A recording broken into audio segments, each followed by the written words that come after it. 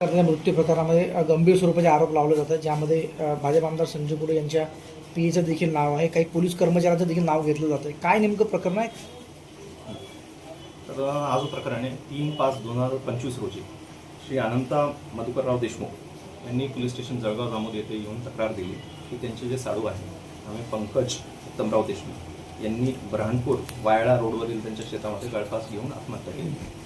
त्या प्रकरणी ईडी क्रमांक 21/25 असं दाखल केलं होतं. त्या अनुषंगाने आपण तिथले घटनास्थळ पंचनामा असेल, इन्क्वेस्ट पंचनामा हे सर्व केलेलं आहे. तसंच त्यांच्या नातेवाईकांच्या मागणीनुसार आपण 3 डॉक्टरांच्या समूहाने मिळून आपण त्यांचं पोस्टमॉर्टम देखील अकोला शासकीय रुग्णालय इथे आपण त्यांचा पोस्टमॉर्टम केलेला आहे. पोस्टमॉर्टममध्ये स्पष्टपणे डॉक्टरांनी लिहिलेलं आहे की जे काही मृत्यू झालेले आहे death due to asphyxia due to hanging असा त्यांनी अभिप्राय स्पष्टपणे दिलेला आहे.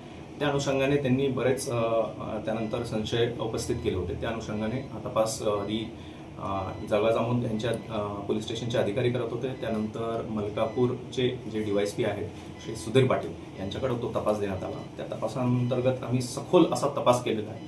आतापर्यंत किमान 39 असे आपण जे साक्षीदार आहेत त्यांची तपासणी केलेली आहे. त्यासोबतच CDR असेल, सर्वांचे CDR असेल, डमडाटा असेल, CCTV फुटेजेस असेल, इतर तांत्रिक गोष्टींनीही आपण सर्व गोष्टींनी आपण त्यांचा तपास केलेला आहे.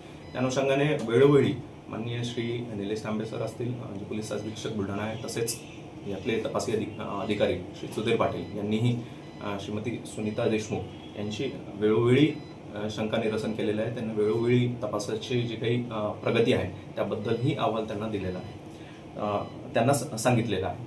तर आत्तापर्यंतच्या तपासावरनं असंच निष्कर्ष निघत आहे आत्तापर्यंतच्या तपासावरनं की याच्यामध्ये कोणत्याही प्रकारचा घातपात असं निष्पन्न होत नाही.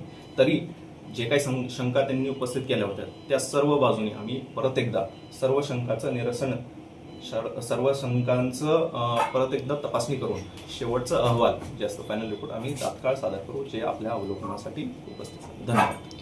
आणखी कोण तपास करणार आहे? ज्या शंका त्यांनी उपस्थित केल्या त्यावर परत एकदा चौकशी होणार आहे, कोण करणार आहे? नाही, तेच अधिकारी सर्व मिळून आम्ही हे तपास करणार आहोत. सर्व बाजूनी सर्व अधिकारी ते तपास करतील, त्याची शहानिशा करतील आणि फायनल रिपोर्ट लवकरच आपल्यासमोर उपस्थित. काही लोकांची नावं त्यांच्या तक्रारीमध्ये नमूद करण्यात आलेली आहेत, काही पोलीस कर्मचारी देखील त्यामध्ये आहेत. शेवटच्या टप्प्यात आहे. तर मी आपल्याला विनंती करतो, कोणत्याही अफवांवर किंवा अशा कोणत्याही गोष्टींवर विश्वास ठेवू नका.